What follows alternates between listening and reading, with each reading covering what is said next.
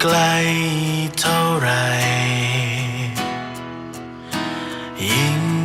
เจ็บมากเท่านั้นความรักที่ให้ไปความรักที่ให้เธอ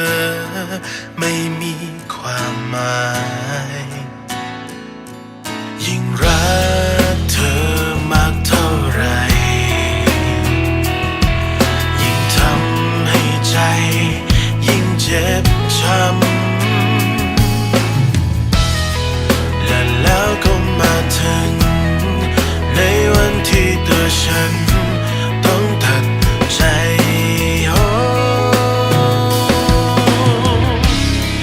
จิตใจยังไม่พร้อมยินยอมให้เธอจากไปมีใครใหม่โอ้ยิ่งฝืนไปกับเท่านั้นก็เพราะใจ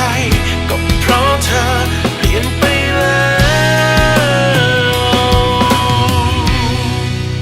ทิ้งกันไปอย่างนี้ยังดี